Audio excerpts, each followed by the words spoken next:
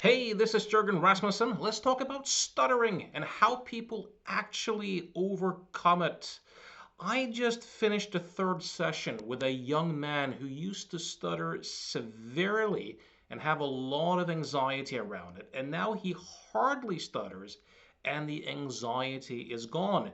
For some people, that sounds like a miracle. For others, it might sound unbelievable, but it's quite common as a result. And what really breaks my heart is that so many people don't even know that this is possible. And they think that going to see a speech therapist is the only game in town. But the truth is, for most people, stuttering is not a technical problem. It has more to do with psychology than anything else. And that is exactly the realm where the speech therapists don't work. So here's what I've observed. I started working with stutterers perhaps 15 years ago, and I used to do a lot of work with people who struggle with public speaking fear. I still do from time to time.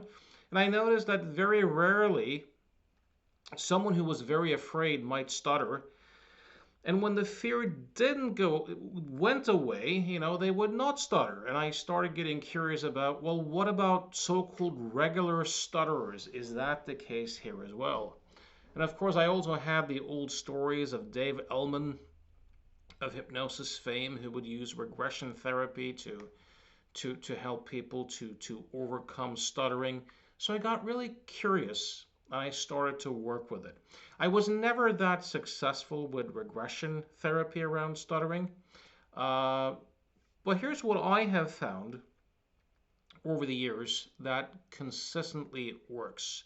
It's about three things. It's about rhythm, it's about anxiety and fear, and it's about predictions. So let's start with rhythm.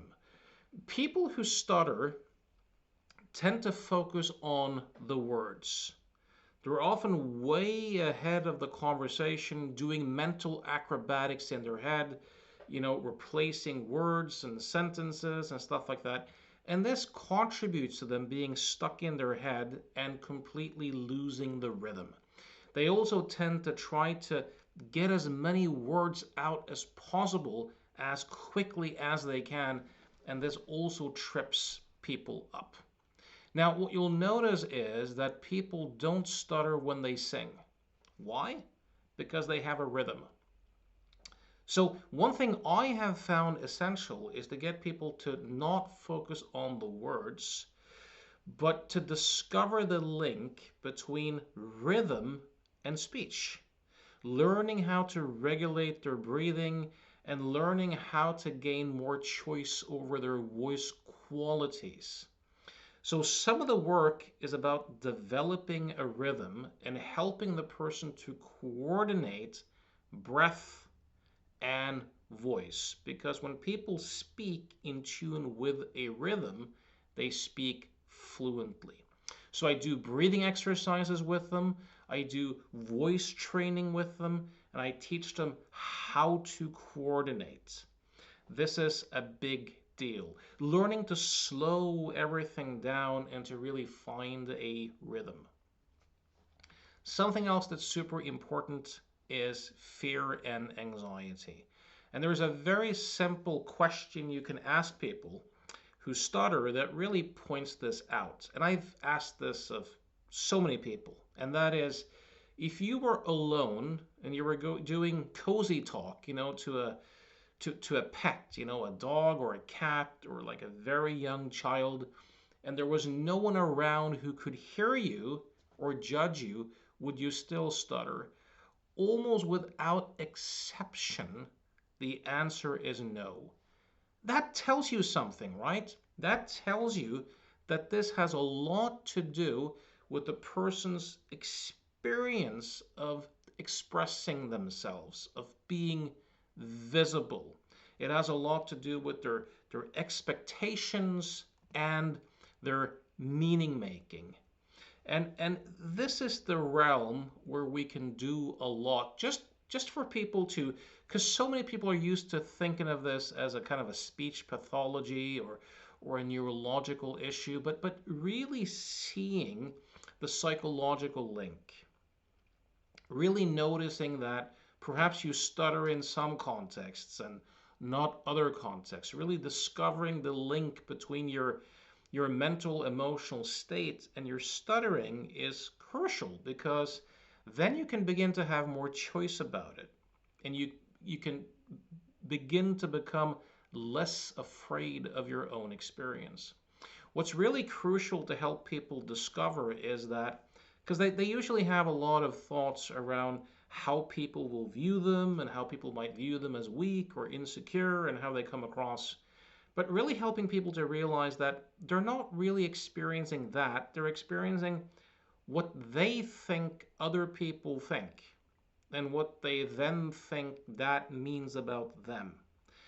And to really help them to see this as a thought process, and to really help them to investigate that thought process so that they can see that the thoughts and the feelings are not inherently scary. And when that happens, their inner life begins to flow again, and they can begin to connect. They can listen, they can speak, they can become curious instead of fearful. Another really important part of this is just the brain's predictions. We humans don't just react to the world, we kind of co create it. We respond to our own predictions.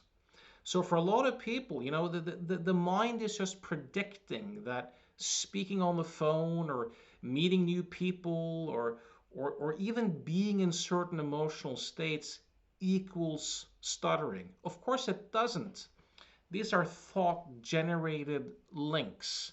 So it's crucial for people to be able to look at certain words, look at certain thoughts, look at certain physiological changes in the body, and to investigate them at a sensory level so that they can discover that the sensation in the body or the word or the images in their mind do not come with any inherent command to block or to freeze or to stutter. You know, teaching them to maintain their rhythm as they speak certain sounds, as they step into certain contexts, so that they can update their own mind's predictions about what is going on. Also, something else that's kind of crucial is a lot of people are so obsessed with confidence. But confidence in some way almost implies that people are a task to succeed at. And when people think that way, they get very internal. What you're looking to do is to get external. And a great way to do that is curiosity. Learning to use curiosity to become genuinely curious about other people, to observe things about them, to become a good listener, to connect in that sense, because it's really hard to be curious and really scared at the same time. Curiosity brings your attention outwards, anxiety kind of brings it inwards. Of course, a lot of people, here's something interesting too.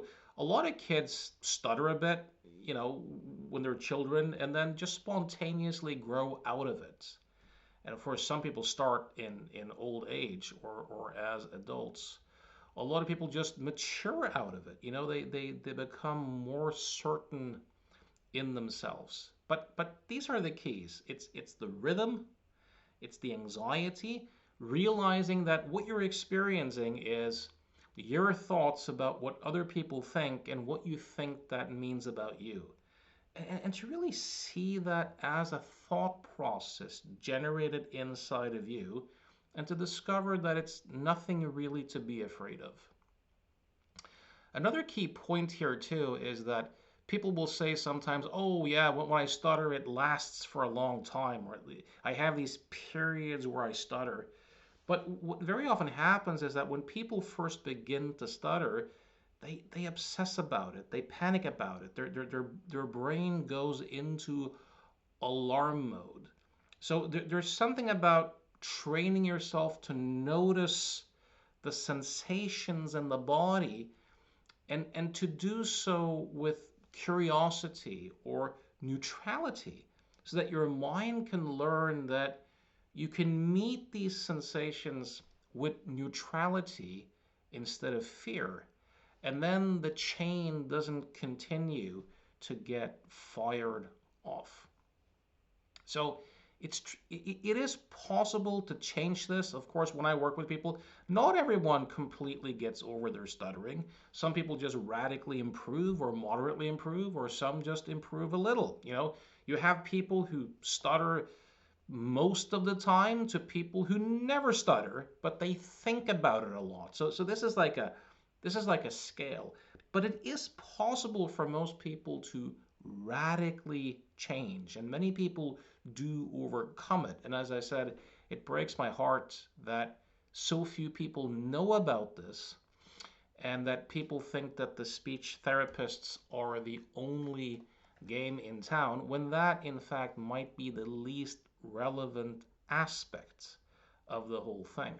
For this young guy I've just worked with, it opens up a different world for him, both socially and professionally. So if you struggle with stuttering and you'd like to do something about it, I invite you to reach out so that we can have a chat and see if it makes sense to work together. If you would like to, if you work as an agent of change or hypnotherapist or coach and you would like some guidance on how to help people with this, you can also get in touch. And also, if you know someone who stutters and that person wants to do something about it, feel very free to share this video with that person. It will likely be a win-win-win deal. You've done something good, that person's going to improve, and I'll feel good about it as well. And that's a good thing. So I hope you enjoyed this video. Thanks for listening, and see you the next time.